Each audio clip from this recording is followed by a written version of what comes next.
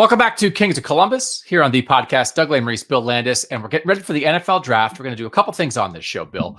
One is we're going to predict, you and I will predict where every Buckeye actually in the 2024 NFL draft will be selected on Thursday, Friday, or Saturday. It's just something that we have done going back to our Cleveland.com days where we had a bell and we would sit in a circle. You and Ari and I would sit in a circle and we had a bell and I would go like, pick 86.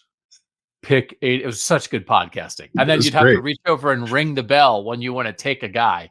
You said very specifically, no bell this time. Well, we're not in the same room. If we were in the same room, I'd be all about the bell, but we're not, unfortunately. Yeah. So we're just going to make our predictions. We're not going to, because I did like it. Like when you have that, it's like it makes you take guys earlier because it's like, I really want to take Malik Harrison. I got to take him now, which is actually how the draft works. But we're just going to predict Tommy Eichenberg and Cade Stover and Marvin Harrison Jr. and Mike Hall Jr. and everybody else. We'll do that in the second part of the show. We'll end the show with Whatcha Watching, What You Eating, What You Thinking. I watched a terrible thing. So we'll talk about that. Oh, right. But we're going to start by doing a unique draft where we are going to draft 16 players from Ohio State's current roster. So this is not the guys going. So no Marvin Harrison Jr., no Mike Hall, no guys like that. But everybody else who is currently on the team, we are going to draft them based on what we think they will be as NFL prospects like eventually. And I guess it's sort of like if you had a draft now, right? And everybody was eligible. It's kind of like that. I also kind of took it into like, well, this is what I think these guys are going to become by the time it is their time. So it's kind of a combination because if you were saying like, okay, well, NFL teams are going to have to evaluate guys now who have never played a snap of college football, it'd be so difficult. But I think people understand what we're doing here. We're trying to figure out who are and will be the best NFL draft prospects. And we're going to draft everybody eligible right now. Did I explain it right? I think so. Yeah. Yeah. We're trying to evaluate like ceiling, I guess, right? Yeah. And here's how difficult this will be. So I just checked very quickly. I checked the 2019 Ohio State football roster. Then I went through everybody and I tried to figure out how many of those guys off that roster were picked in the NFL draft. And I will say there are multiple guys like in this draft still who were on that roster in 2019. Tommy Eichenberg was on that roster. Cade Stover was on that roster. Josh Proctor was on that roster. Jean-Baptiste, who I don't know, out of Notre Dame now, could get picked, was on that roster. Bryson Shaw was on that roster. He's in this draft, isn't he? Right? I think Bryson Shaw from USC, I think, is on. So anyway, they're not done with how many 2019 Buckeyes will be drafted. Okay. But so far, how many Ohio State Buckeyes from the 2019 team do you think have been drafted? 29. Oh, that's such a good guess. It's 28. How many first rounders? Oh, quick math. 11? Oh, no, not that. 7. That's high. Yeah, 7. Jeff Okudah, Chase Young, Damon Arnett, everyone's favorite first rounder, Justin Fields, Chris Olave, Garrett Wilson, and Jamison Williams out of Alabama. Juice man. So overall, from that team, 7 first rounders, 4 second rounders, 7 third rounders. So that's 18 guys, and we're only going to draft 16. So kind of the threshold is everybody that we're going to take in our draft right here, we think is going to be a first, second, or third round pick in the NFL. That's not an unreasonable threshold, right? Nope, I don't think so. No, I don't. Okay. I think I would consider all the guys that I was looking at to be of that caliber, or eventually. Okay, and I sent 20 players in a ranking list to our tech subscribers. 614-662-4509 if you want to get in on that. $6 a month. You get a 2-week free trial to try it out. Rank these 20 guys. Slide this guy up, slide this guy down. But everybody did that. So we'll have that as a reference as you and I go through this draft. We'll say, oh, well, the texters pick this guy here. So again, people understand this. We're drafting people like Denzel Burke and Jack Sawyer and guys who could be in this draft right now, along with players like Caleb Downs and Jeremiah Smith and the young quarterbacks there, Nolan and Julian Sayin and Jelani Thurman and like anybody you want who's never played. Just like way back then, you know, you could have drafted Cade Stover and if we had a draft in 2019, be like, I think this guy's gonna be a great linebacker. That's what you would have done, right? Yeah. I still think he could be a great linebacker. I think this guy's the next James Laurinaitis. I'm taking him 8th. It's like he's a what? So that's where we are. All right, I'm going to give you the first pick because I don't want it. If I wanted it, I'd take it. Okay. Before I make my pick, I want to say shout out to the one texter who got back to us and said, "I'm not ranking these players. The list is too long." Yes, which I appreciate it. Yeah. But it's like we need. And I will say the texters are saved by the fact that the ranking mechanism we need only goes to 20. You were going to give them 30. Oh, there was one name that was not on there that I was going to ask you about. And I guess it was just because you ran out of space. So I in the end, I can't remember who I took off. There was I wanted one more spot. I can't remember who it was, but maybe you'll take them. Or no, yeah, CJ Hicks. Yeah, CJ Hicks wasn't on there. Yeah.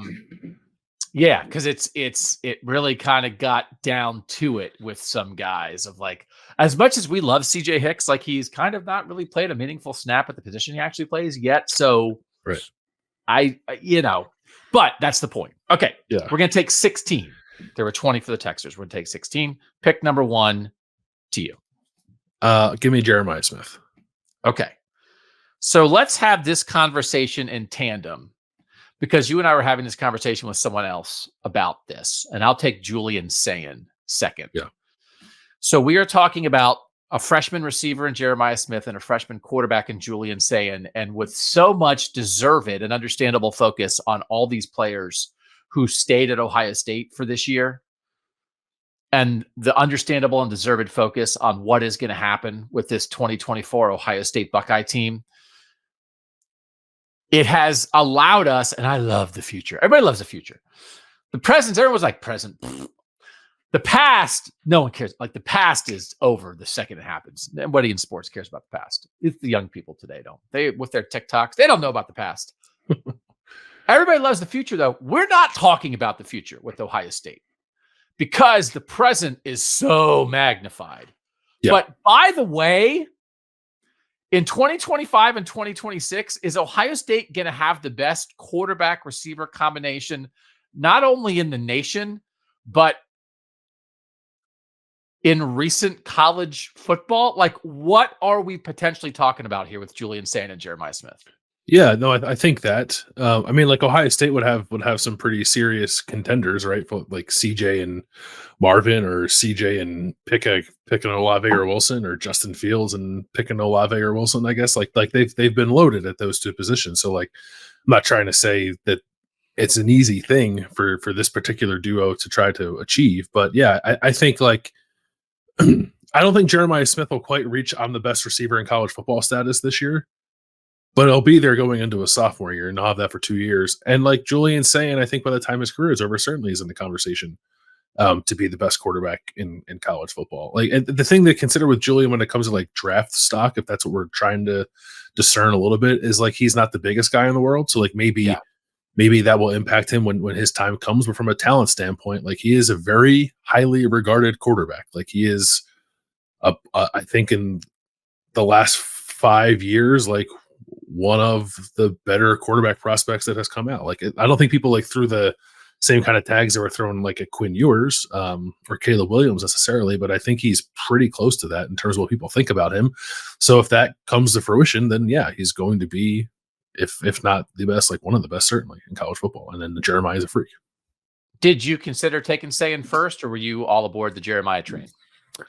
I'm all aboard the Jeremiah train. Oh, that was my way of saying that. Like I'm like a 10 out of 10. Jeremiah Smith is going to be the man, and I'm like a 9 out of 10.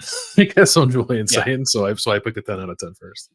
And we understand quarterbacks obviously are the most valuable thing in the NFL draft. And so if Julian Sayin winds up being the best quarterback in his draft class, he would go ahead of Jeremiah Smith. The world where a receiver would go ahead of a quarterback is hard to imagine these days. But I wouldn't even call it a hedge. It's just like Jeremiah Smith is getting ready to do it right now. and has shown people this spring what he's going to be. And Julian Sayin right now is like the third quarterback. Should we? This is not the place for the conversation. How far on the back burner is Julian Sayin winding up as Ohio State's starting quarterback sometime in the 2024 season? Because when I think I've mentioned like the Tua Tagovailoa situation in Alabama, but is this that different than Clemson when they started the year with Kelly Bryant and then got to Trevor Lawrence by like week 5 and then won the national title with a true freshman quarterback? Like, is that?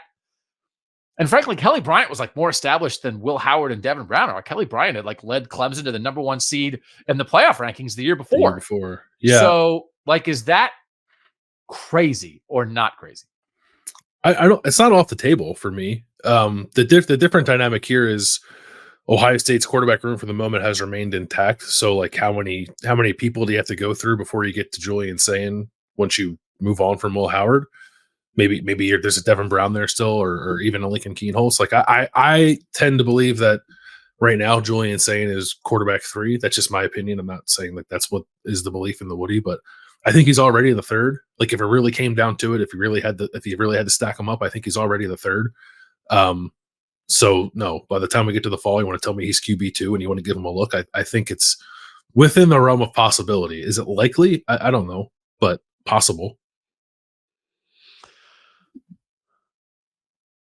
I wonder if something could happen in the middle of the season where Ryan Day thinks, what we have at quarterback can absolutely get us through this regular season and get us the number 1 seed in the playoff and whatever. But like, I don't know if we can win it all with this. So let's get to the quarterback that I think gives us the best chance to get over the top. And we don't want to get there in game 14. We want to get there in game 7 to give him time to grow. Like, I think, especially depending how that Oregon game looks, right? And again, it's not dissimilar. Again, like, how dissimilar is this from Terrell Pryor and Todd Beckman in 2008, where it's like, okay, Todd Beckman led Ohio State to the national championship game the year before, but like, this guy is here. And they got blown out by USC and Jim Tressel made a change. So like, how much do you guys talk about Sayin on Podcast Daily? Like, you having like a gazillion Julian Sayin conversations, or not really? No, it got pretty hot like in the middle of spring, I think. Okay. But not a ton. Yeah. Just worth keeping in mind, like, what we're talking about here. We just took him do you agree that he should have gone in the top 2? I took him 2nd. Would you have done that? I think these are the top 2. Yeah. Okay. So like, again, it's a reminder of the future here, but the future can come at you pretty fast, man. Yeah. So future could be like late October. All right. By the way, our texters picked Jeremiah Smith first, and they picked Julian Sayin 3rd. So interesting.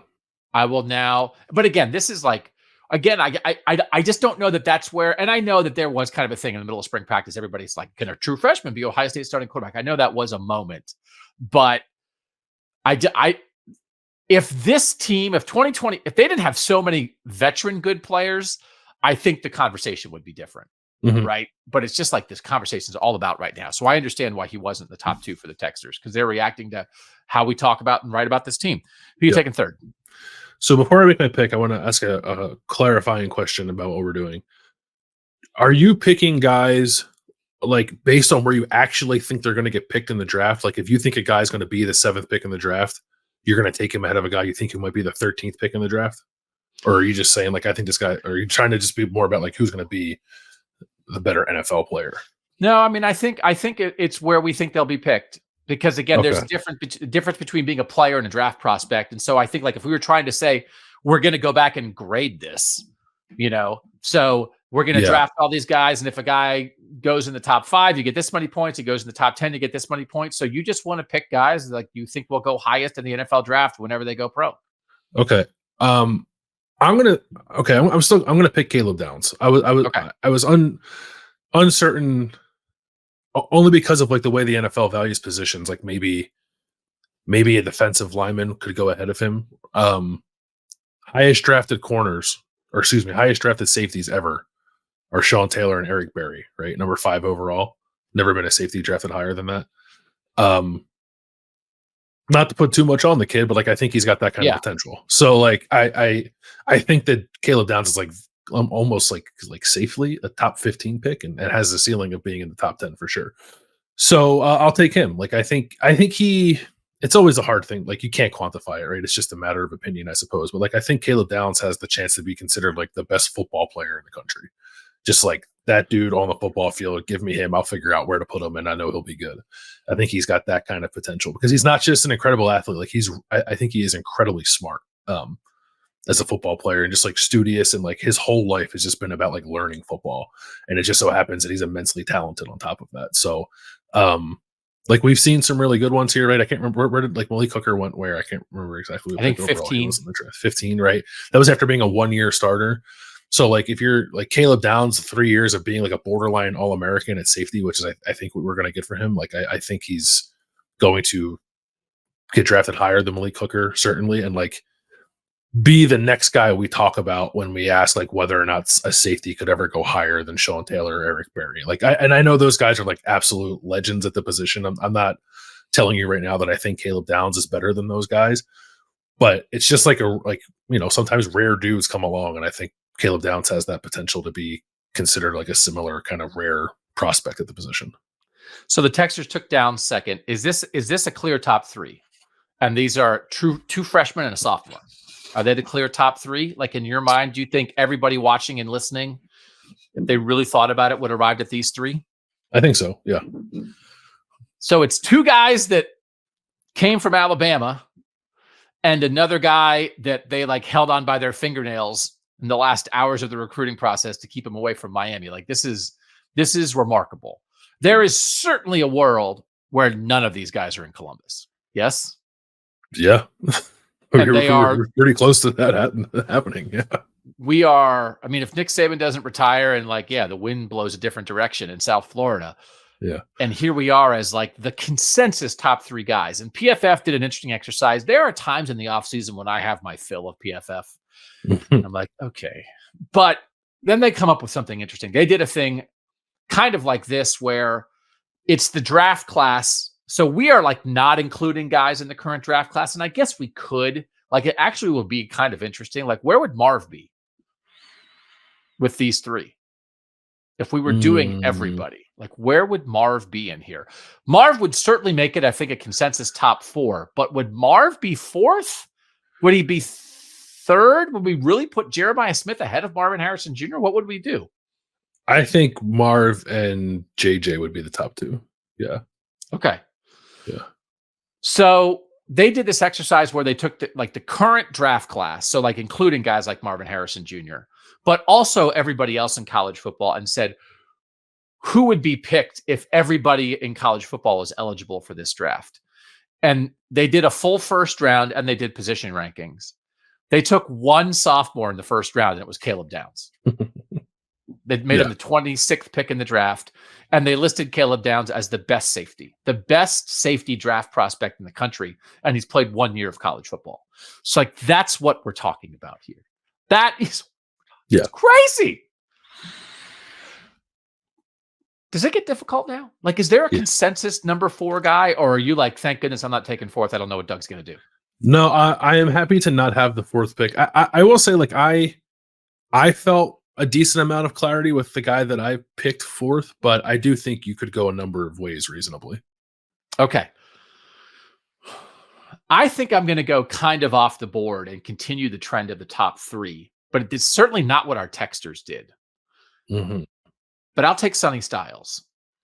Oh, wow. And that's not at all what I had in mind. Okay, go ahead. Like, what is he going to be? And this is one of those where like Brian Urlacher played safety in college and then played linebacker in the NFL. Right now, Sonny is making that move now. And it's like, well, you don't take linebackers that high, but like special game-changing defensive players, you take this high. And maybe he winds up being a safety again in the NFL. Maybe he winds up being like a game-changing nickel. And I think we are, again, talking about like a supremely intelligent, skilled guy. And I almost feel like in the hubbub around Caleb Downs and CJ Hicks and this position move for him, again, I don't want to live in a world where Sonny Styles is not like a bona fide sure thing on the field with your top 11 defenders all the time, but I don't know if we're inching toward that world. You think this is a reach, or like if I'm trying to think about it of like maximizing almost like a positionless awesome player. He's Ryan Shazier. Ryan Shazier, I think, was the 15th pick in the draft. Like, I don't know what he is, but you kind of put him near the line of scrimmage and let him go crazy, and he's going to be a great NFL player.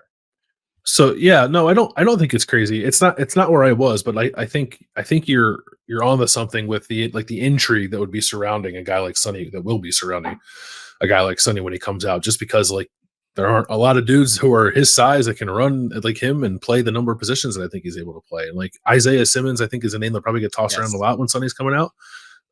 Isaiah Simmons was the 8th pick. It was the 8th pick in the draft, and like that hasn't really hit, I think, the way people thought. No. Different physical profile, but like ability to do a lot of different things. Like Kyle Hamilton last year was the 14th pick in the draft, I think, and like he looks like he's going to be a stud. So like that is valued for sure. Like that kind of versatility is like Caleb Downs is versatile too. Like that's part of the sell on him too. He can probably play anywhere in your secondary. And Sonny's not quite that, but like Sonny can probably play at all 3 levels reasonably well in college and in the NFL. So like I get it. I had Sonny on my list, but down a little further, only because I have some hesitancy about exactly like what he is or like what he's going to develop into. But the NFL is also mostly about like traits, and Sonny's are off the charts. So yeah, I can see this. It's not where I was, but I definitely get what you're putting down. Now, the hard thing about this is like this is his 3rd year. So this like he could go after this year. And if it's like it takes a little bit, I mean, maybe it'd be one of those where if it doesn't lock in right away at linebacker, maybe he stays for a 4th year. I don't know. But if they tween him, if he falls into a crack, I'm going to run in circles through the team room, like when Jim Knowles was doing interviews and be screaming, like, what are you doing? Because like I understand there's a lot of like that you can't have that. Like this is what coaching is. You take great players and you put them in the best position to succeed. And you can't just live in a world where it's like, well, we couldn't take that. No, he's like one of your 5 best defensive players. Find a way. So anyway, I'm preparing myself already, but it'll be fine. I'm preparing myself though, but it'll be fine. I'm sure it'll be fine. 5th pick to you. Oh, Sonny was 9th for the Texters, by the way. So 9th. Okay, where would he have been on your list? I had him 15th.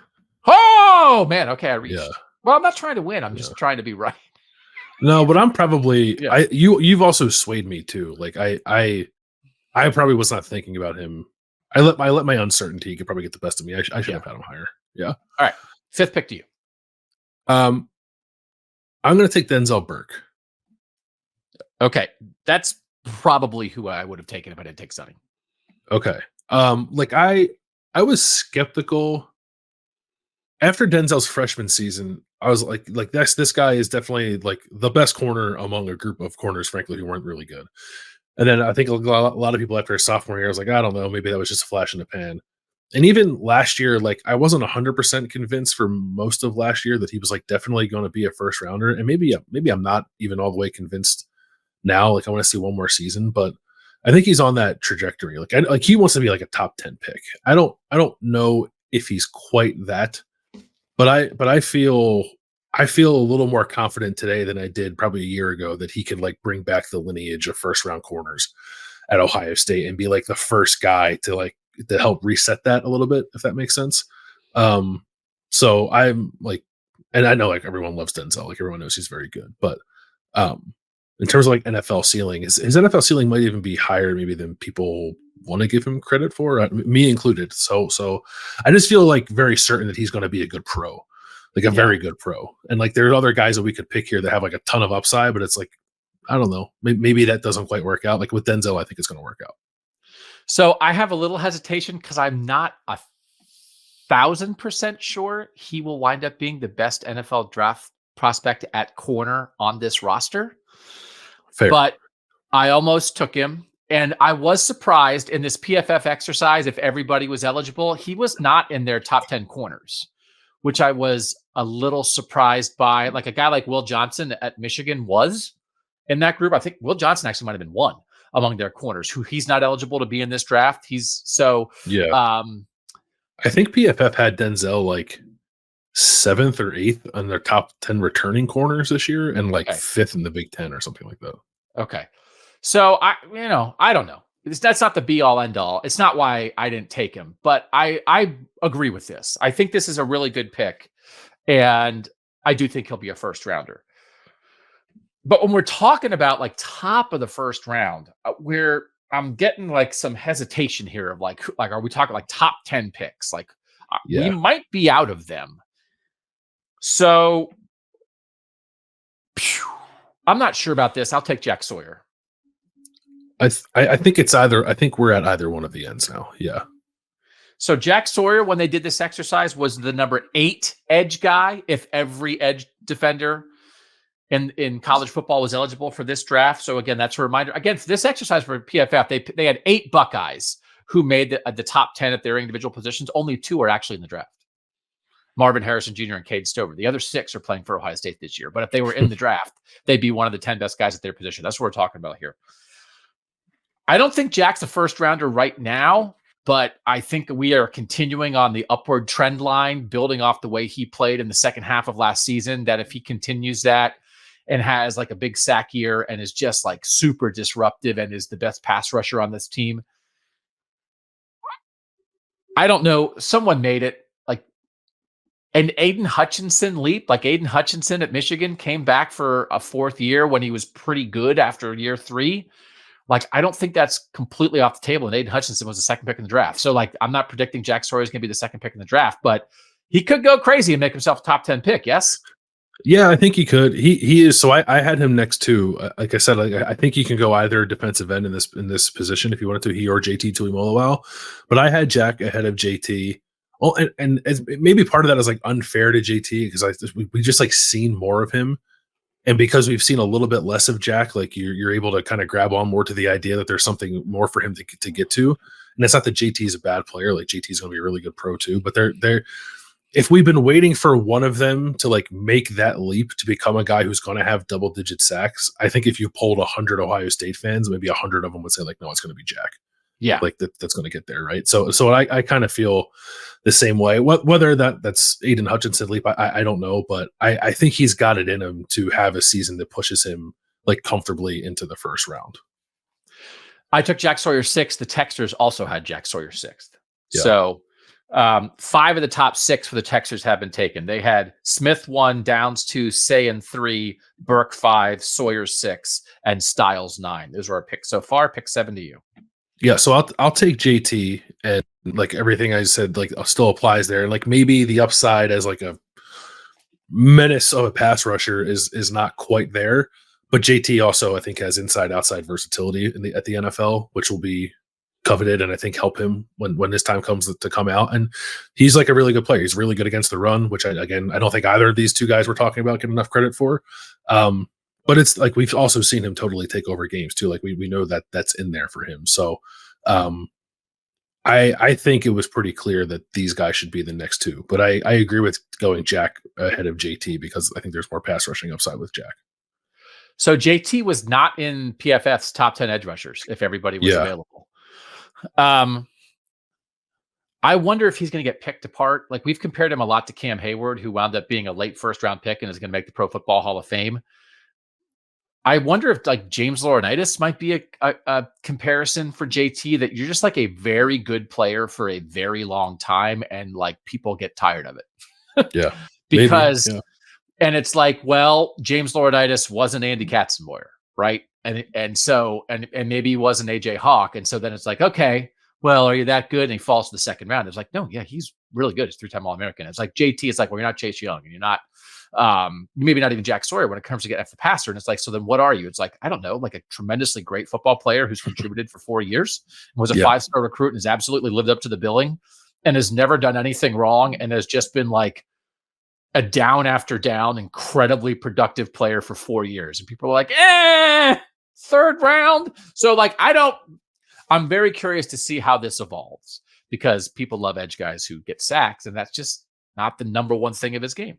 It's not quite what he is. And we'll see, like I think there's still something more to unlock there, right? Like I think I would bet on both Jack and JT having career highs in sacks this year. Okay. But I would say like if one of them was going to get double digits, it'll be Jack. All right, I'm going to reach for my guy here. All right. Do you know who I'm reaching for? Are you reaching for? Well, there's any number of guys. Davison Igbinosun?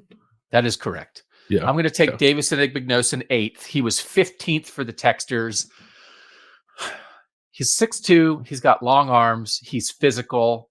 And if he takes a step in man coverage, like I think he could trait himself into the stratosphere at the combine in a year and have like some awesome tape. And I think he is a very good player. He's one of the, like, he's just got to back off a little bit. But this is one of these, like, Damon Arnett was a handsy physical corner who went in the first round. And Davison Igbinosun to me is 4 steps past Damon Arnett of like what this guy could wind up being. So when you think about the traits, I just think this is why I said, like, I think it's possible Igbinosun has like a very good year. Most people still see Denzel Burke as the best corner on this team. And then they get to the combine and he has the longest wingspan of any corner in the draft or whatever. And it's like we get to the draft and Igbinosun goes 12 and Burke goes 16. And it's like, oh, wow, I thought he was the second best corner on that team. And it's like, yeah, but man, that guy has the perfect corner body. So I'll take Igbinosun 8th. I like it. I had it. Where do I have him on my list? I had him 9th on my list. So I'm there with you. Like I think he's I think you're probably right that Denzel Burke will have like the better college season this year. But I think Igbinosun is going to take a major step forward. And I thought he was good last year, but I think he's going to take a step forward this year. And then come combine time, we're like, yeah, Denzel Burke's good, but that guy's 6'2". And that guy runs like a 4.4 and like is a really good tackler. So like, yeah, I think those things will help him. Yeah. All right. Igbinosun was 15th with the Texters, if I didn't say that. I took him 8th. Yeah. So I'm vibing on him. All right. 9th to you. I think I'm going to keep it with the defensive backs and take Jordan Hancock. Love Jordan Hancock. Mike Sainristil from Michigan is going to go in the second round and make somebody very happy. And I've already had the conversation with Jordan Hancock of what Mike Sainristil did last year is the heartbeat of that Michigan defense in the slot. And Hancock noted it as well. And I think that's on the table. Yep. And when I think of Jordan Hancock, I think of Brian Branch from Alabama, who I believe wholeheartedly should have been a first round pick. Yeah. And he ended up being the 45th pick in the draft in the second round. Like good for the Lions for getting him there. Like I thought that he should have gone in the first round. And again, it's like it's versatility in the back end of the defense. I think Jordan Hancock, when he gets to the NFL, will be viewed as somebody who could play any position in your secondary. And maybe, the ceiling at corner is not as high as the guys we've picked already, and the ceiling at safety is not as high as Caleb Downs, but it's all good. And I think the fact that it's all good and he's like a tough player, and I think like a no nonsense kind of guy, like, and he's talented too. Like we're talking about the guy who was like the 70th overall player in his recruiting class, right? So it's not just like he's a try-hard guy; he's really talented. Yeah. I think he's got a huge. I'm actually surprised he came back, only because the position that he plays feels like it's as important as it's ever been in the NFL, and his versatility would be so coveted that like I was pretty certain he was leaving, even after being a 1-year starter. Like I'm rather surprised he's back. He definitely could be. I mean, they could have 3 corners go in the first round if all 3. Absolutely, I think so. Yeah, like that's what we're talking about here. So the Texters had him 11th. You took him 9th. It's a good pick. I'll take Emeka Egbuka, who maybe should have gone higher. He's 4th for the Texters. Did we just forget how good he was? This is the guy was the number 1 receiver recruit in his class. He had a 1,000-yard season as a sophomore. He got hurt last year. And it's like, well, he's no Jeremiah Smith. But it's like, yeah, but he might be like the 17th pick in the draft next year. So we really like, right, that he's physical. You could run the ball with him in a world. I don't know if the Deebo Samuel stuff has cooled down a little bit with the Niners, but like he's not that, but he'll block and you can hand him the ball if you want to. And if you get like a creative offense, you can really use this guy. And by the way, he might have like 1,400 receiving yards this year. Yeah, he just didn't play a lot like last year, right? Like he was hurt, and just very clearly wasn't himself. And if some people are, and I'll probably put myself in this camp, are just like, you want to be sure that like he can get back to himself, right? So that's kind of where I am, which is why I had him 10th on my list. But it's also very possible, if not likely, that like by the 4th week of the season, we're like, oh yeah, this guy might be the best receiver in college football. Yeah. I just don't know. It does feel like, and this was a discussion we had a lot on Buckeye Talk, and I don't think I agree with it. Like Jackson Smith and Jigba was like the next evolution, like beyond Chris Olave and Garrett Wilson, and like those guys always said he's going to be the best one. And in the end, like I don't think I ever thought that. I kind of thought that like Garrett Wilson was the best, like of that little group of guys. But in a world, in the modern era, if we would put maybe like Jeremiah Smith and Marvin Harrison Jr. and Garrett Wilson, like in the top tier of like have it all, but also just like next level athletes in addition to like all the things that you learn as an Ohio State receiver, then the next tier, and like the tier is between like, are you going to be picked in the top 10 or are you going to be picked in the teens? Like it's nothing. Right. Is like, right, is maybe Chris Olave, Jackson Smith and Jigba, Emeka Egbuka. Like, is that I'd agree with that. Fair shorthand? I think so. Yeah. Okay. So I took Egbuka 10th. You had him 10th. The Texters had him 11th. So like no. The Texters had him 4th. Can't read my handwriting. The Texters had him 4th. So you and I both in a different spot than the Texters are, but we just got excited about some young guys. All right. 11th pick to you. This like it started to get pretty tricky for me in this spot. I'll take Tyleik Williams, who I don't know where he'll get drafted. Like, I think he's definitely a day 2 pick because I think he's going to get to Indianapolis and be like, whoa, that guy just ran a 4.42 40 at 3. Not quite that fast, but like an incredibly good 40 time for a guy who was going to weigh like 325 pounds probably when he goes to the combine. Like, I think Ohio State fans know that Tyleik is like a freaky kind of athlete, just like big fellas aren't supposed to be as twitchy as Tyleik is, and he's pretty freaking twitchy. So like all that's going to come out when he's going through this draft process. And he's not like the behemoth 6'5", 350-pound defensive tackle that I think finds himself going in the first round, but I think he's probably like a early 3rd round pick at worst. And maybe there are guys I should be picking before him that are going to be first round picks. I think there are a couple we haven't touched on yet that could be first round picks. But I just really like Tyleik. Like I thought he took a major step forward last year, and the only reason that maybe it didn't carry through the entire season is because he played so much. So I'm hoping that he gets to have a little bit more of a manageable workload this fall and can kind of show from beginning to the end of the season that he's one of the better defensive tackles in the sport.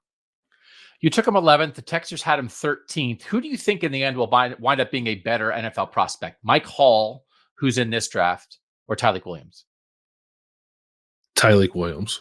Okay. Because like Mike Hall's like a 2nd or 3rd round projection for most people. So like that's what we're if that's what, then I think you're talking about a world where like Tyleik like sneaks into the top 50 potentially, which is like top half of the 2nd round. So that'd be pretty good. I didn't know what to do with him.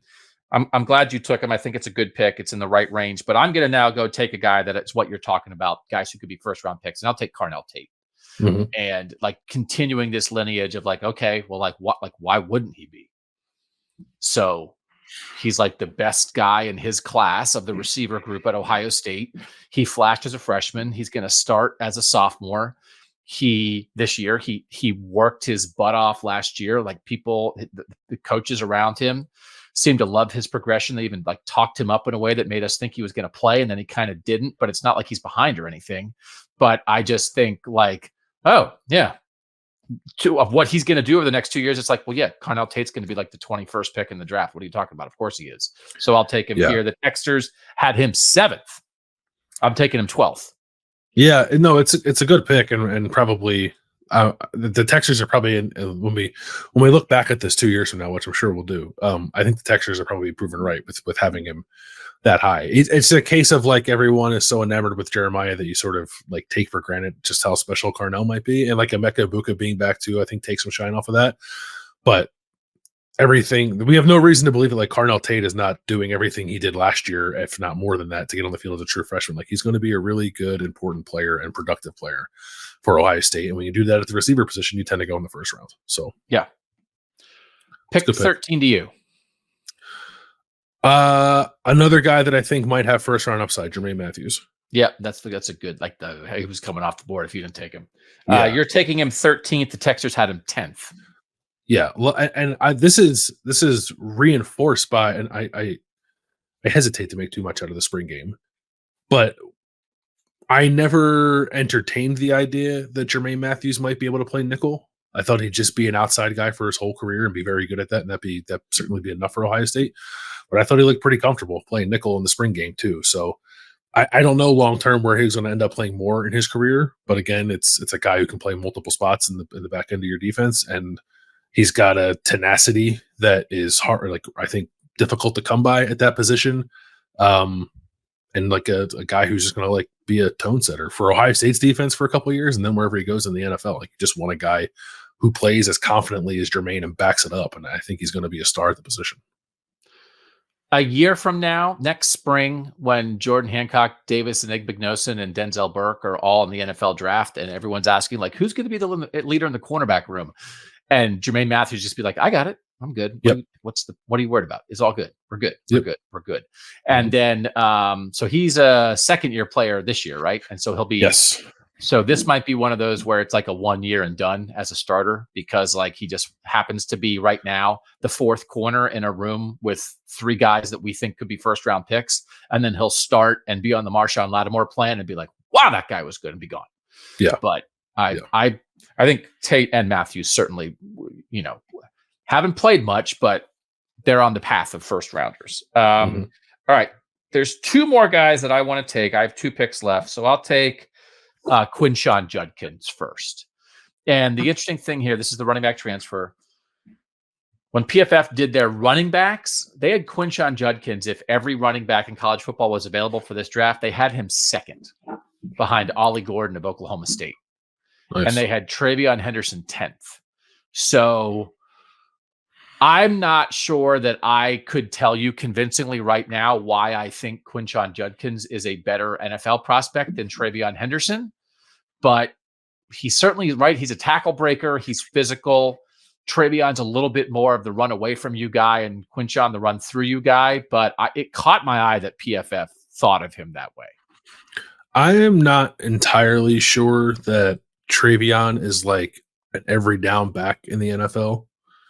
And I think that Quinshon Judkins is. Now he's got a lot of wear and tear on him, right? He's carried the ball a lot the last 2 years, and will carry it a lot this fall for Ohio State. But I like vision, elusiveness, contact balance, I think is maybe the biggest thing that Quinshon Judkins brings to the table. And then he's just like a powerful guy. Like, and I think he'll add a little bit of like out of the backfield reception stuff to his game this year as well. And like it's not, I think Travion's great.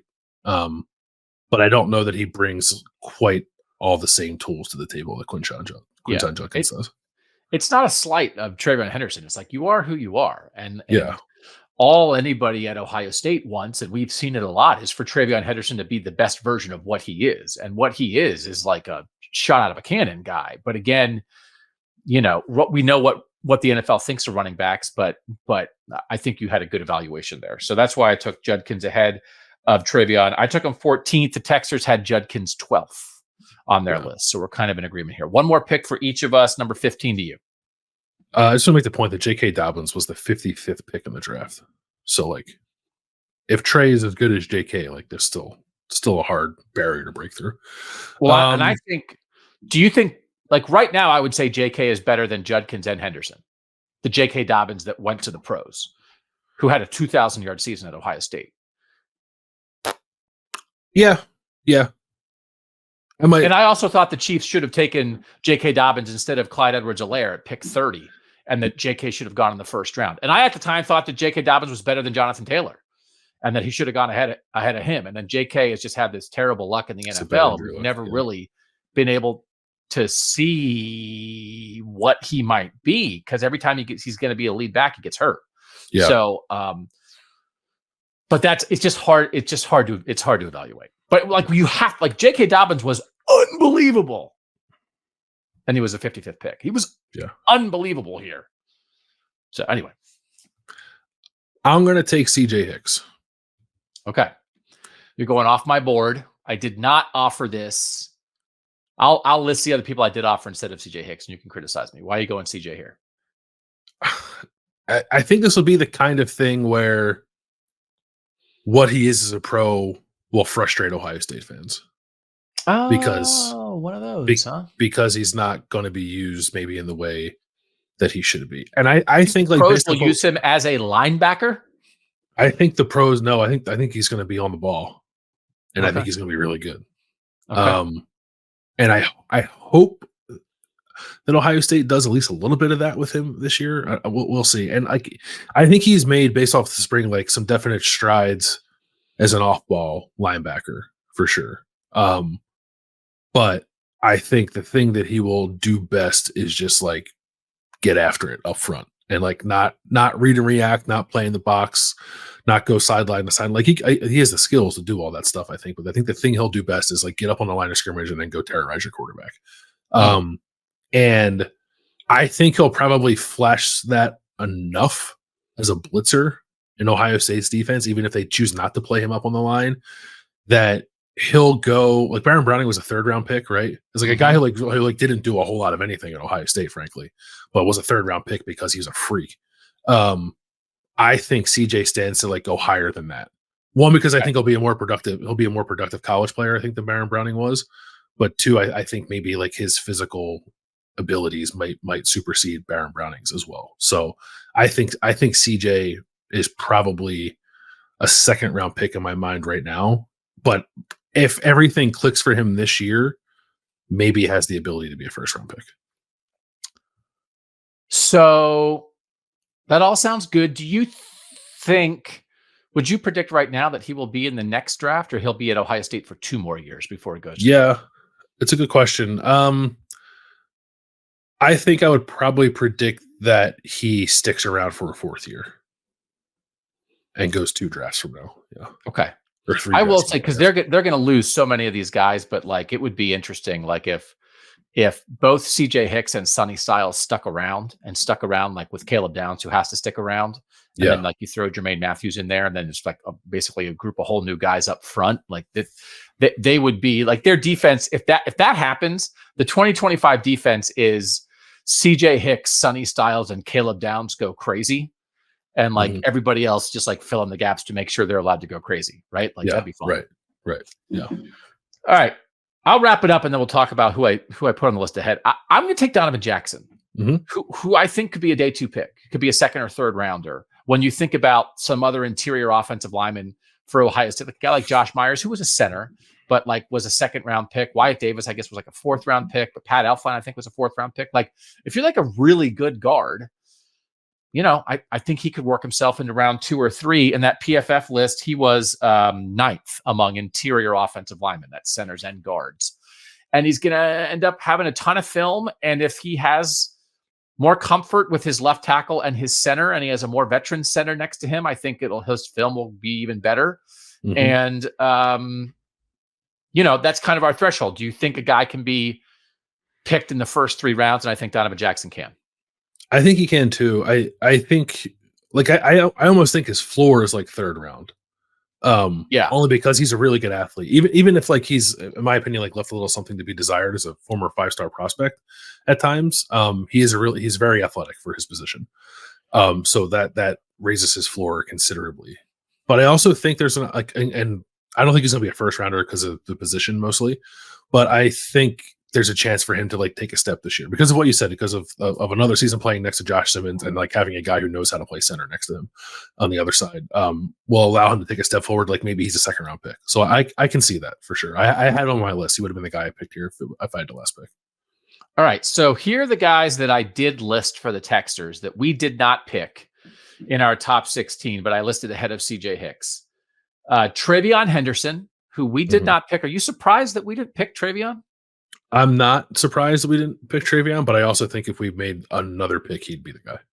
Just because sometimes excellent college running backs go like late in the 3rd round. Because that's and also he's been hurt every year. Yeah. All right. He was 14th for the texters, 16th for the Texans was Lathan Ransom at safety.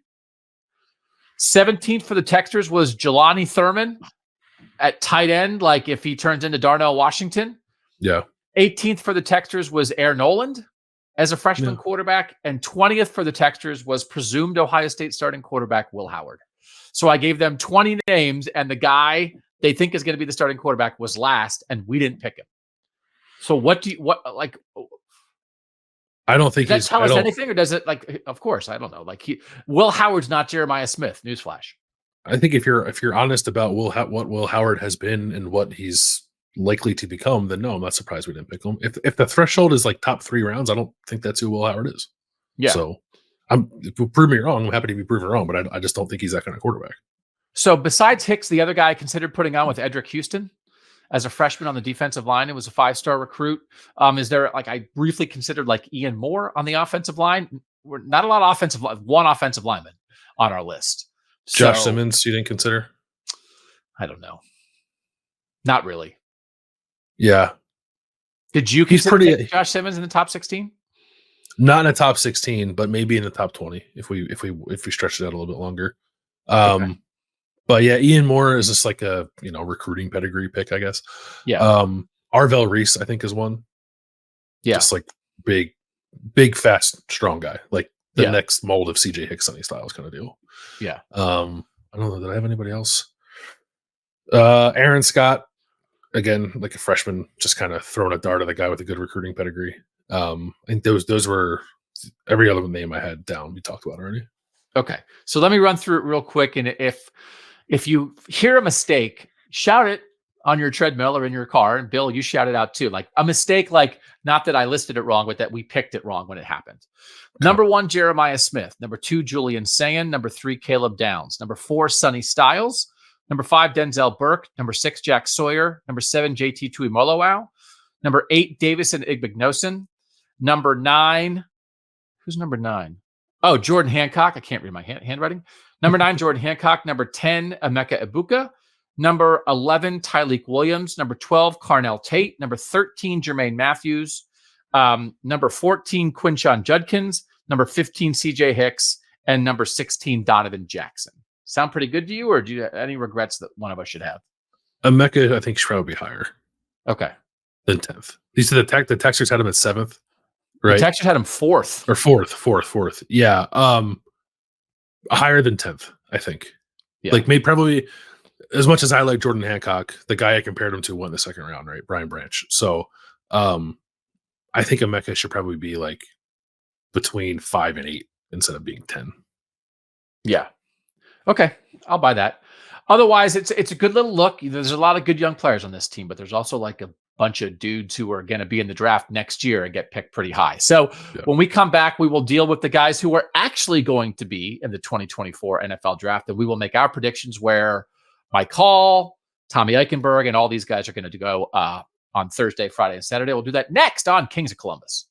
Welcome back to Kings of Columbus. We're going to predict, not pick, because we aren't GMs, predict where we think actual real-life Ohio State Buckeyes will be selected in the 2024 NFL Draft. And I will say there is something that could happen on Thursday night that will make Ohio State fans go crazy, and you're nodding. It's going to happen.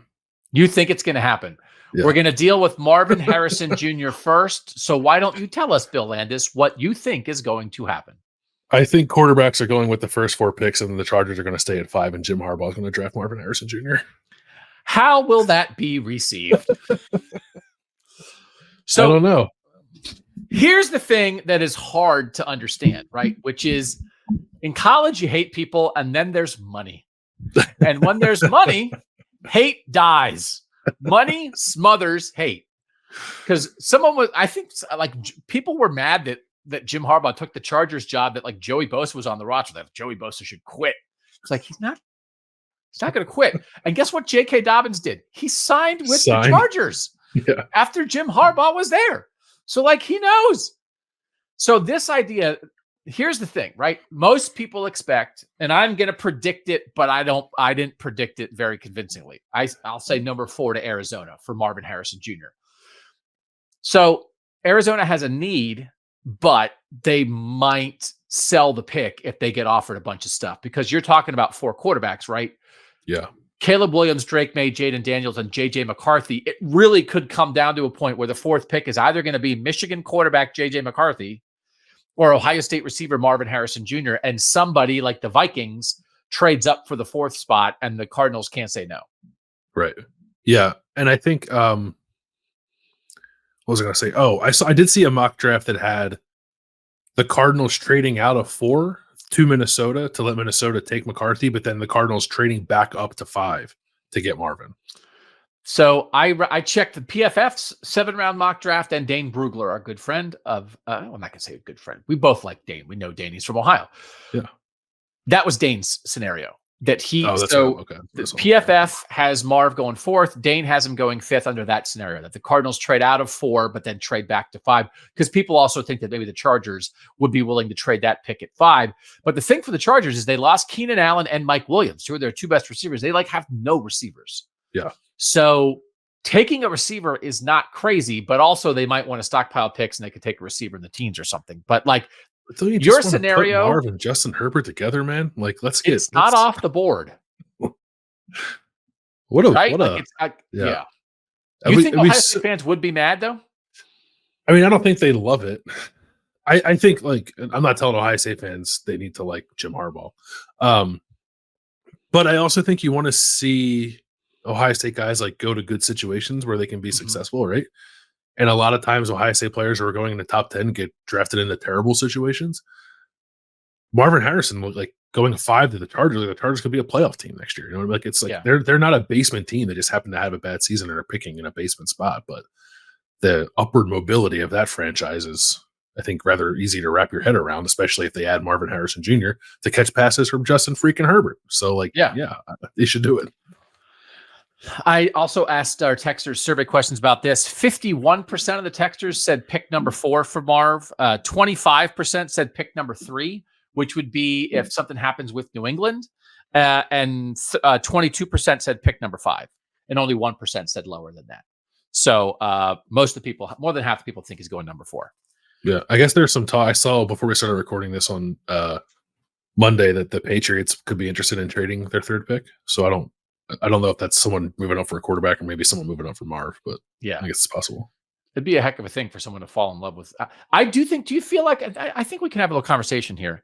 I feel like there's been like a little bit of a Marv backlash because you'll hear people, you can find people, Malik Neighbors from LSU is a speedster, has some Tyreek Hill comparisons. You can find people who will say, oh, there's some NFL teams that have Malik Neighbors number 1 on their draft board for receivers. And then Roma Dunze from Washington, who we love, is so physical. He is just an absolute contested catch force. And it's just that like Marv does everything well. And then Marv also like kind of has disappeared from view because he just stood on his tape and like he didn't do anything at the combine, he didn't do anything at pro day. And so he's just been hanging out in Columbus, man. Yeah. Every time we go in there, Marv's like up in the cafeteria eating lunch. Like, what are you doing? What are you doing here? He's just not showing people how fast he actually is, or he's not showing people how many bench reps he could actually do and that he's physical. And he's just like hoping that people remember that, like, remember when he was like super good at football? So it's not like I think he's going to fall or anything, but I feel like, and maybe it's not a backlash. Maybe it's just like people like the draft process. And when you basically choose to sit out the process, sometimes they'll like gravitate towards guys who are giving them something in the process. I feel like Marv and his dad might be diabolical enough to like anticipate this to get Marv to a better team. Right? Like, you think that's crazy? Because like I disagree with any other ranking that doesn't have Marvin Harrison Jr. as the number 1 wide receiver in this draft. But if you open the door for people to think that, and then you don't have to go play for the Washington Commanders because of that, like that's not the worst thing in the world, right? You're sacrificing a little bit of money, I suppose, on your rookie contract, but I think that almost be worth it to go to a team that is like competent and might be able to win early in your career. Like it'll be an absolute draft tsunami if a receiver goes ahead of Marvin Harrison Jr. And if it does, all those conversations will start about, did they make a mistake by sitting out the draft process, or were they diabolical about it? Or why does the league care so much about this stuff when guys have games and games and games of film? Isn't the film the thing that matters? And so, like, again, it's a little bit of straw man, like, oh, it's going to be crazy, because it's not going to happen. Like, it'll be stunning if it does. But if it does, it's going to spark a debate about how we go about this thing, for sure. Yeah. Yeah. Let's do Mike Hall next. Also a junior, Mike Hall Jr. PFF has him going number 69 overall in the 3rd round. Dane Brugler at The Athletic has him going number 43 overall in the 2nd round. On the mock draft database big board of players, he is the number 5 defensive tackle. Our survey people have 50% of them predicted he would go in the 3rd round, 36% predicted 2nd round, 10% 4th round. So 3rd round, half the people, but more 2nd than 4th. Where do you have him going? I have him in the 2nd round. I have him 2nd round, 54 overall to your hometown Cleveland Browns. Oh, man. There's nothing people love. And like, the Browns have started to do it. Like, after not having any Buckeyes for a long time, it was like my number one thing I covered in the offseason was, why aren't there any Ohio State players in Cleveland? They clearly have, I mean, whatever it is, happenstance, but DeJuan Jones and Luke Whippler and Ronnie Hickman and Denzel Ward, and like, there's a real Ohio State vibe with the Browns now, and that certainly is one of them. I tried to find a list. There are some websites that have this. I think this is right among the pre-draft visits. So this is NFL teams get 30 guys they can bring in for visits to their facilities. Mike Hall, I believe, has visited Kansas City, Detroit, Houston, Cleveland, Green Bay, and San Francisco, maybe among a few others. So it's one of these things. Sometimes, like, the draft visit, like, you bring in guys you don't want to take to throw people off. It's like, don't you want to gather the information? But he has visited Cleveland. I'm going to say 3rd round, and I'm going to say number 73 to Detroit, which is also a place where he has visited. And it feels like you'll find Lions writers saying they want to use a lot of their draft on defensive guys. 54 to 73.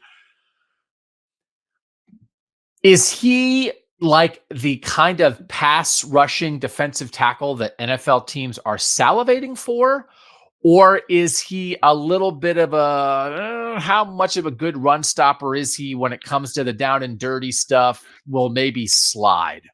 Yeah, I think that's on the table, right? Like, are you going to put him out there on every down, or is he more of like a specialist kind of thing? Which, like, even if he is a specialist, like, I still think you might take that guy in the 2nd or 3rd round, just because pass rush is so valuable still in the NFL. But it's possible that maybe, and I don't think Mike Hall was like a bad run defender at Ohio State, but it's certainly not the first thing you think of. So maybe that causes him to slide. Maybe that makes 3rd round a little more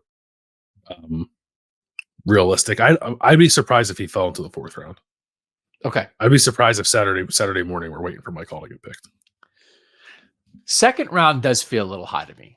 Like, he doesn't have a huge snap count at Ohio State.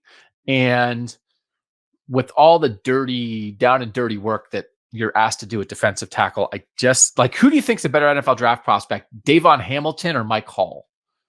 When Davon Hamilton came out of Ohio State. I would probably say Mike Hall, just because, like, the pass rushing upside there is substantially better, I think. Okay.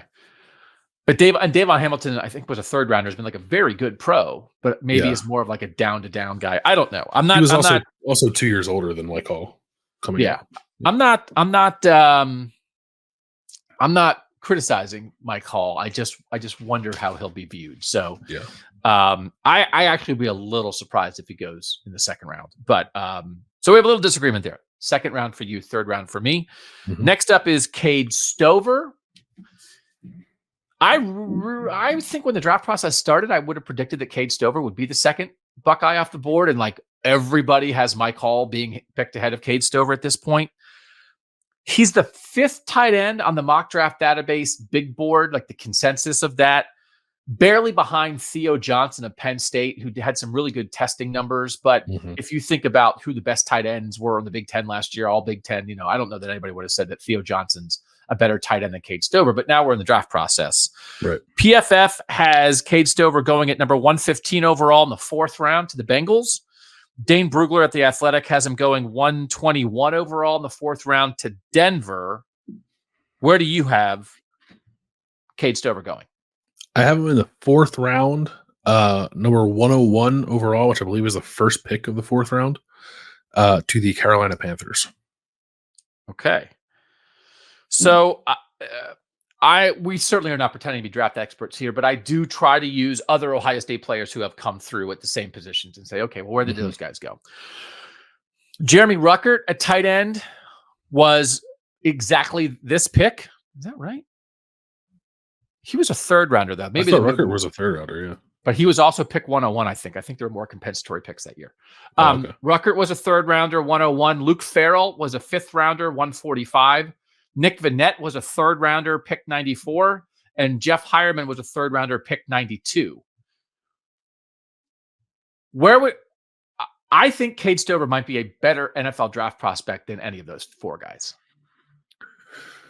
Yeah, I think that's probably right. That I do wonder about the injury stuff and how that might hurt him, especially because it was his back for part of the time that was bothering him too. And you have questions about his blocking or no? Yeah. I know he took exception with that line of questioning. I just don't think he was a very reliable blocker at Ohio State, and maybe the injuries had something to do with that. And if he's past them, or maybe like not playing as many snaps or whatever in the NFL, he's able to be a more consistent blocker in that way. But I didn't think he was a great blocker. I thought he was the best receiving tight end that I've seen at Ohio State in my time covering them. Just like spatial awareness, strong at the catch point, gives you more after the catch than you probably expect based on his physique. But like he can move really well for a guy as big as he is. But just not a tremendous blocker. So, but I also, I don't know. I don't really know how much that matters anymore or either. Right. So. Well, and he's so physical. He's like a linebacker playing tight end. Like I think he wants to be, or could be taught to be a great blocker in the right circumstance. Like if he's not a great blocker, it's not because he's afraid to be physical. Right? No, I think it might be because he's like so amped up to hit you that like maybe he doesn't target it quite the right way. Yeah, but I think he could get better at that. Pretty split. The tech subscribers, 44% said 3rd round. 33% said 4th round, and then 11% said 5th round. So more 3rd than 4th. I'm going to take him in the 3rd round. I'm going to say 3rd round, pick 76 to Denver, which is pretty high. Oh, wow. Yeah, that is high. But that is like substantially higher than these other guys went. The other guys went in the 90s or the 100s. So I just, I don't want to just be living on the fumes of Farmer Gronk and where we were kind of like a year ago before he decided to come back for another year.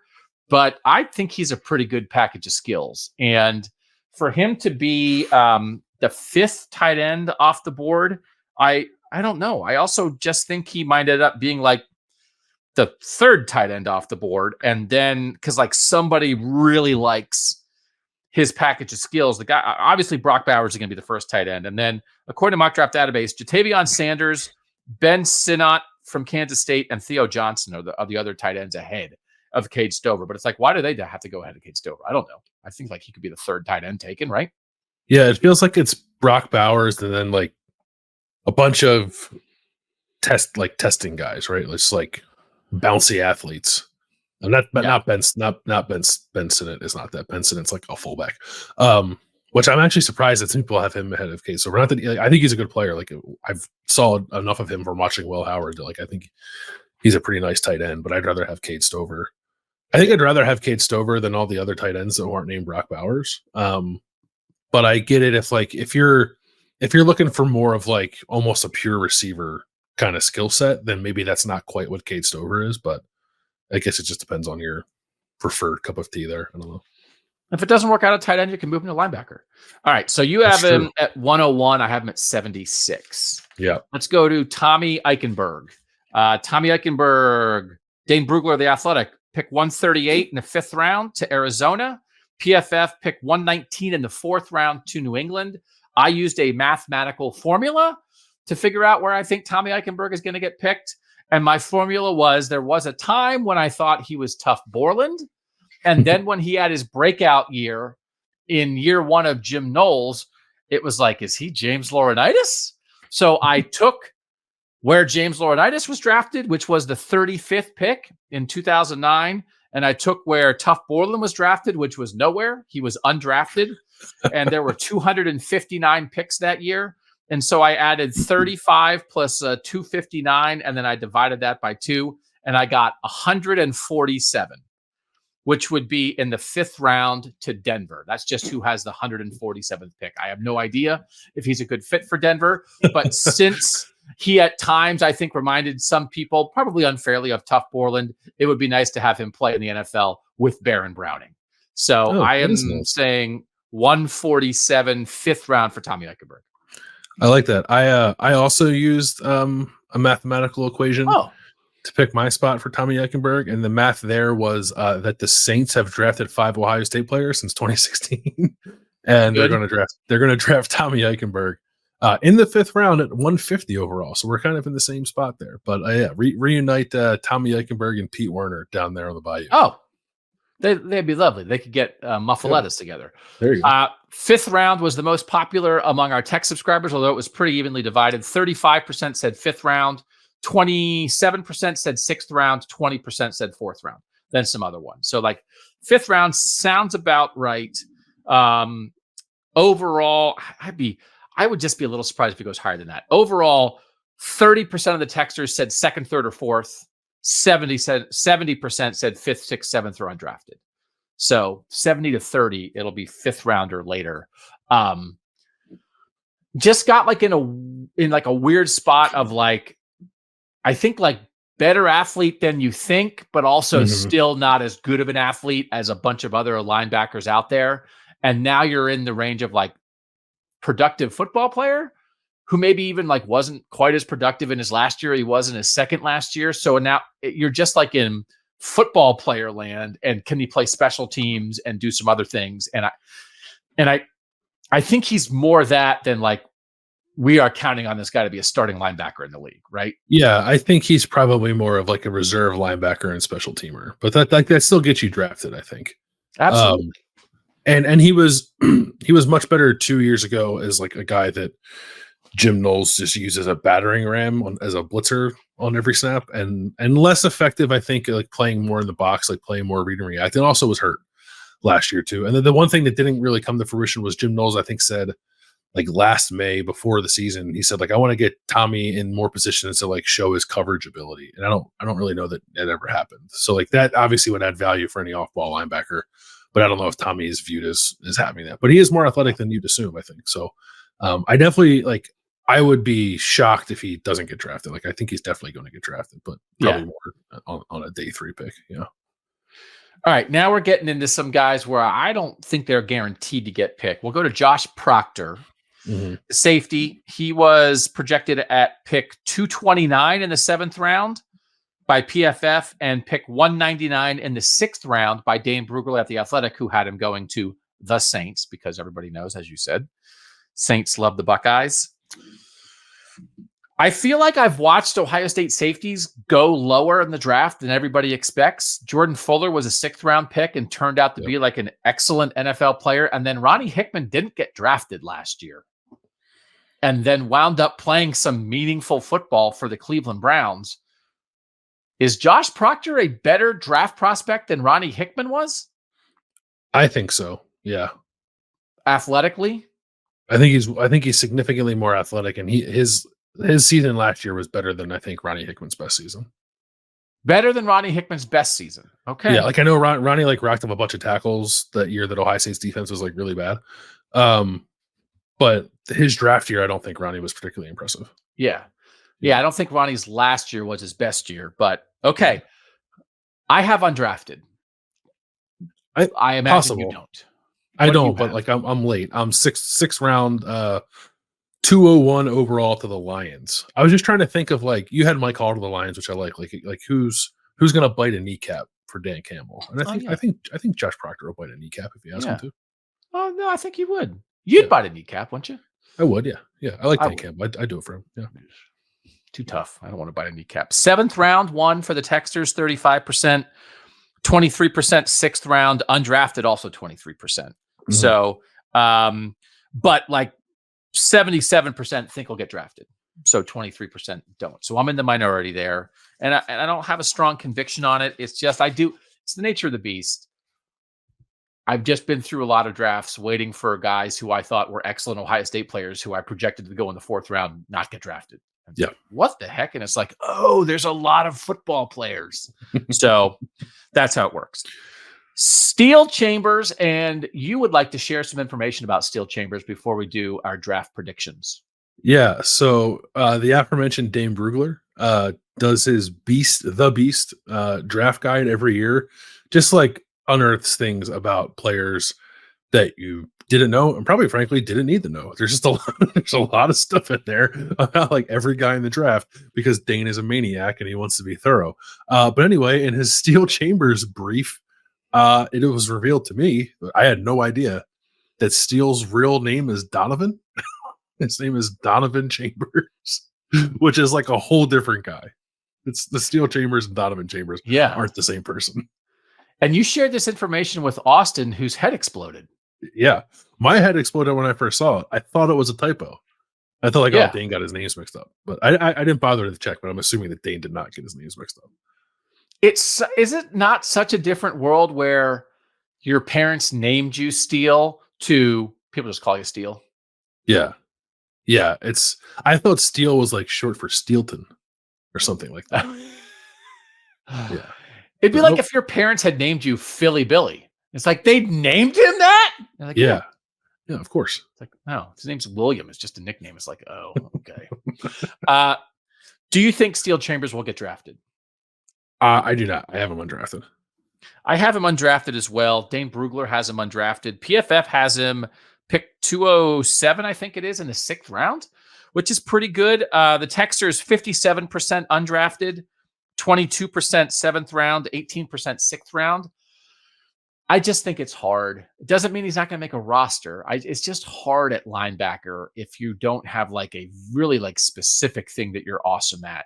You know, like you're glue yourself to guys in coverage, or you're a monster blitzer, or you're a super fast guy or a super huge guy. And I feel like Steel Chambers was just like pretty good at a lot of stuff. Probably his coverage grades will help him. I think he could be a special teamer in the NFL, but I don't know that he has anything that makes somebody jump and say, we got to draft this guy.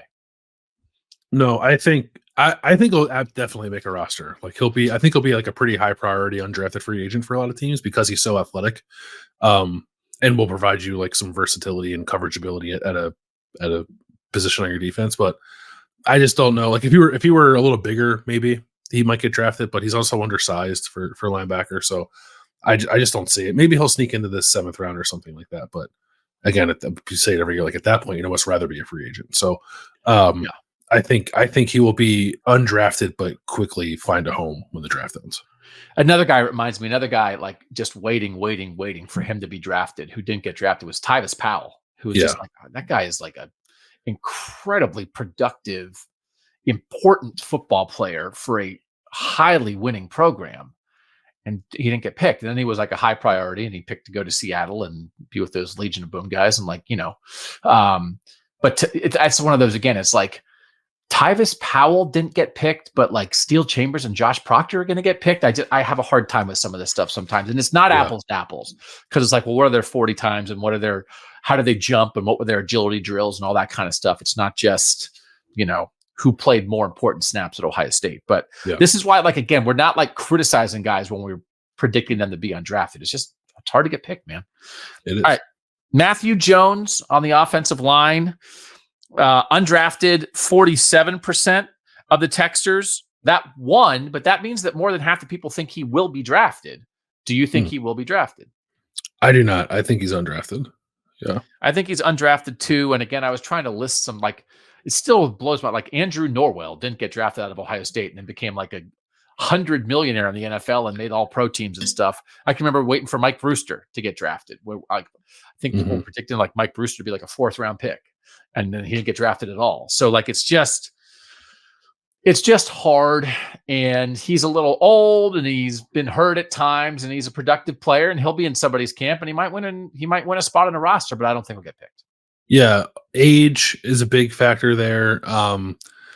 I wonder if like he might be like a little like too mild mannered for NFL teams. Like, and like Matthew Jones had some really good games at Ohio State, but also some pretty bad games at Ohio State. His last game at Ohio State was a pretty bad game in the Cotton Bowl when he tried to play center. So I don't know. Like I think a rosterable player, but I don't know if he's a draftable player. I think you need to be a little more athletic and consistent than Matthew Jones was in his Ohio State career to be drafted.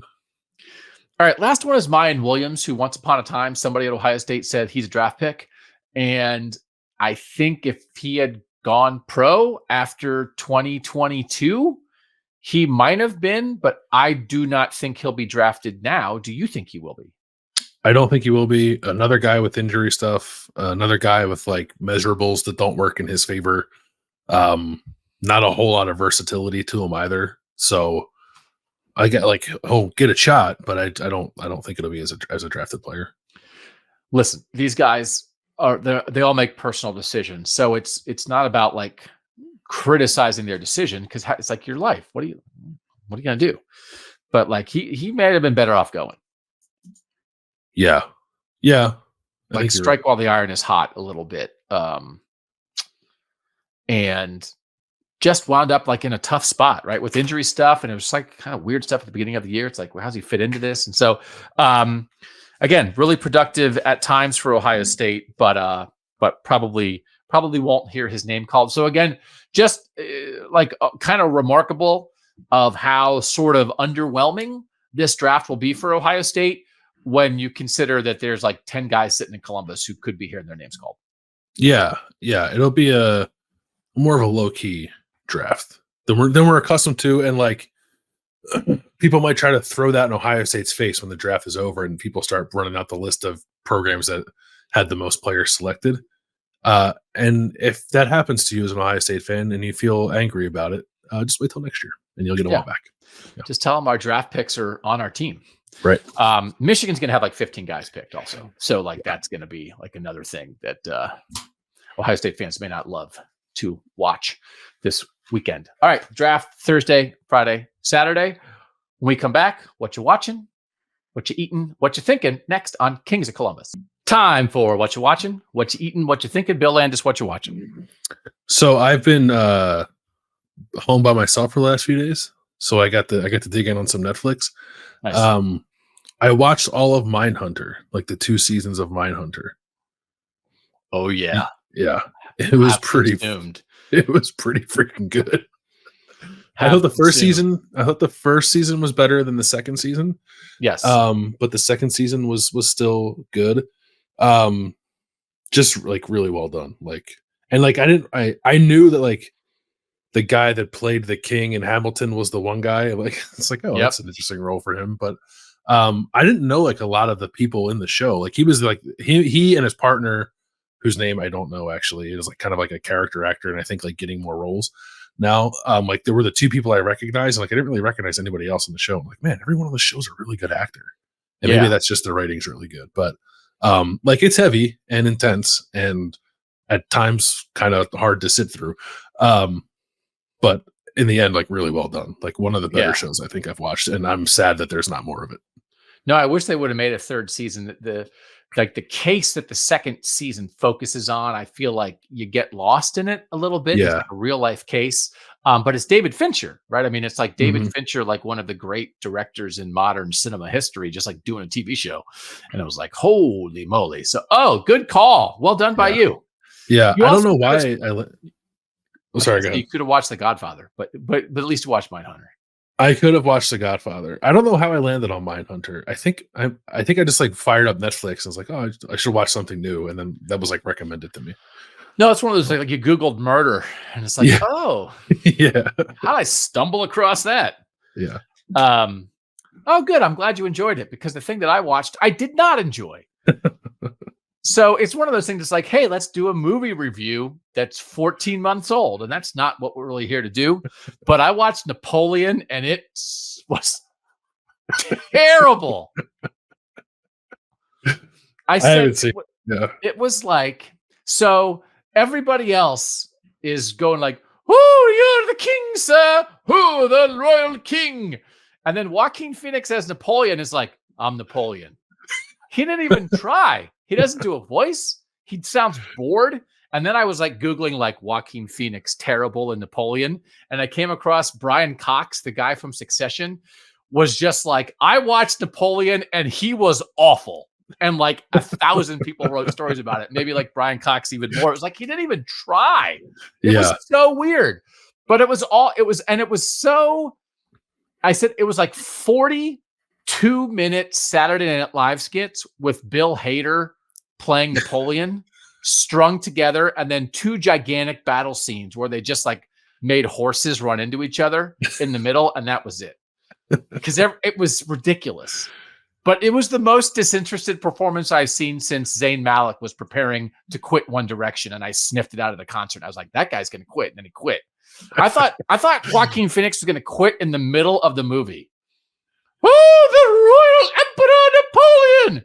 Yes, it's me, Napoleon. It's like, so I haven't seen it because I thought from the trailer that was obvious that Joaquin Phoenix was not particularly interested, which is like really frustrating because that feels like among the more meatier roles you could possibly ever want to play, and you're just like, I guess I'll do it. Yeah, I'll cash the check. He was like, in my last movie, I got to be a murderous Batman clown. Napoleon's boring. It's like, dude, it's Napoleon. So I don't know.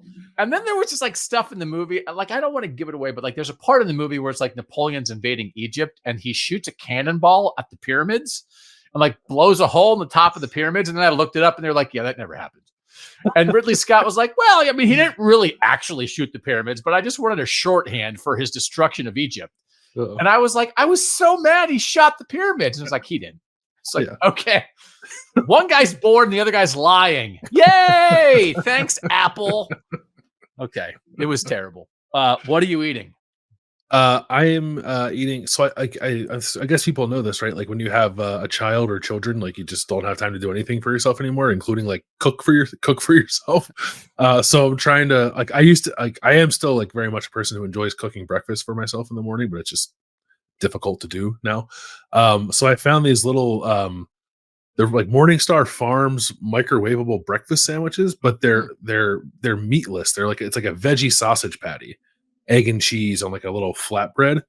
And they're really good, but I mean, people, it takes 90 seconds of cooking. Go try them if you want to. But the main reason I wanted to bring it up is I was curious, like, do you ever, as someone who like is a person who eats meat and doesn't have any issue with it, like eat a vegetarian option every now and then, or like seek out like a meatless option every now and then, like just to make yourself feel better? Because I do that sometimes.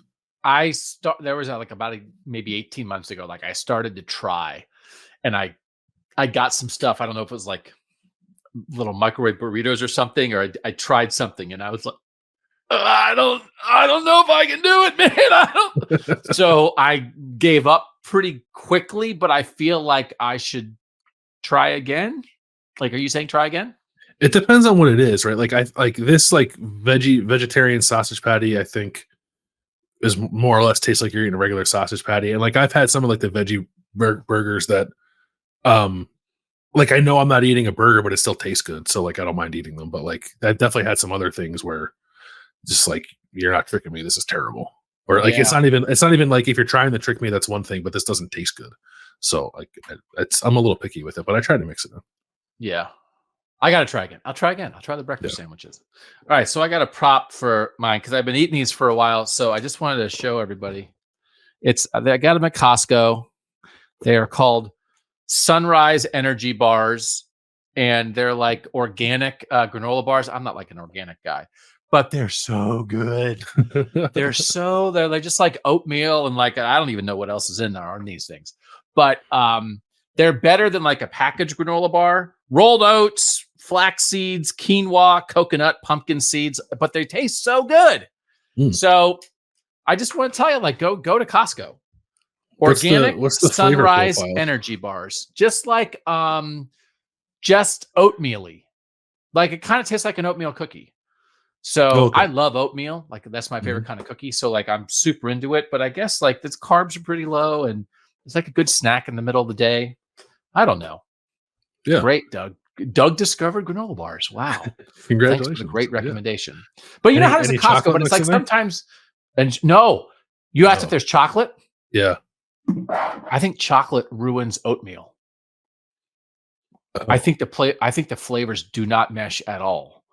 So I do not demand raisin with my oatmeals. I actually prefer a straight oatmeal cookie, no raisins, but sometimes you run across the oatmeal with the chocolate and it's insidious. I think it destroys the entire idea of what's going on there. So, like, Well, thank goodness there's no chocolate. I think you're coming at it from the wrong point of view, because most people come at it from like, I can eat chocolate and not feel bad about it. You're like, I want my oatmeal. Get this chocolate Yeah. out of here. A little bit of chocolate goes a long way for me. Like Yeah. I definitely prefer an oatmeal cookie to a chocolate chip cookie. So, I that probably puts you in the rather low percentile of humans. Yeah, so take that into account while I'm recommending the quinoa flaxseed oatmeal bars. All right, what are you thinking about? So you play Wordle? I used to, but I don't. But my family still does. Yeah, I'm the same way. Like I used to play it like every day, and I like occasionally remember like, oh, I should play Wordle today, and I play it like once a week maybe. But there's been all these like spin-offs, like some official and some not.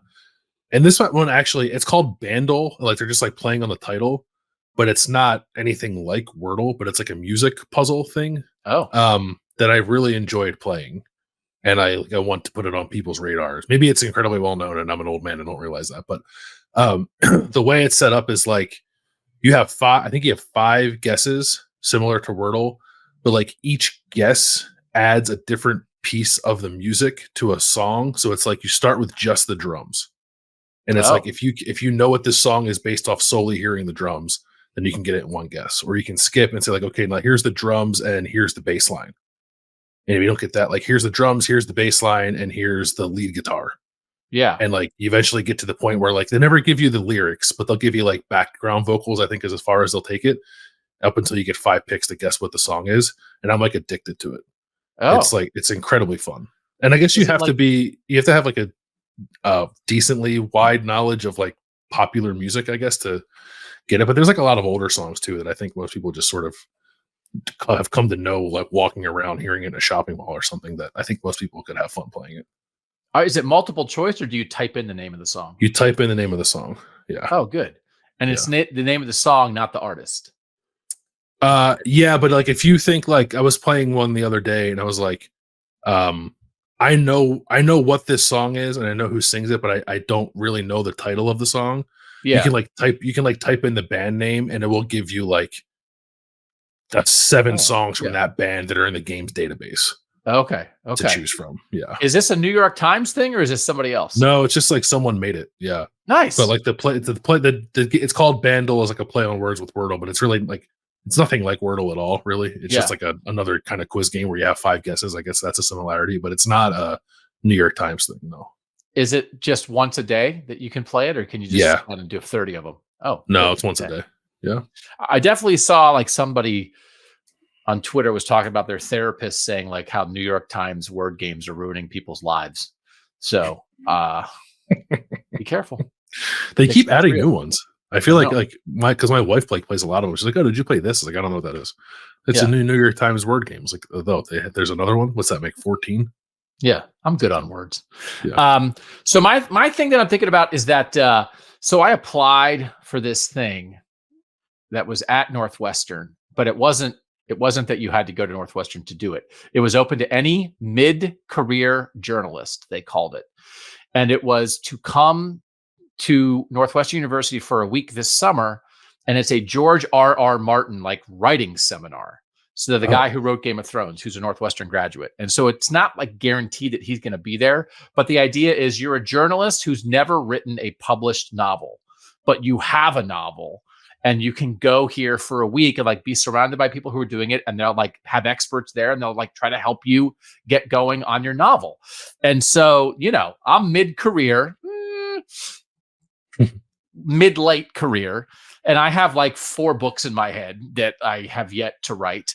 And I applied and I had to get references and I had to like finish up part of my book and like send it along. And it actually is during Big 12 media days, and it would be good for us to go to Big 12 media days for Kings of the North. And I was like, I don't know if I can go. I think I'm going to be at this George R.R. Martin writing camp. Sorry. And they were going to pick 10 people. And then they sent an email and they said 400 people applied and we didn't pick you. And then they actually ended up picking 12, but they released the list of people who got picked. And one of the guys who got picked to do it is the guy that Mark Ruffalo played in Spotlight.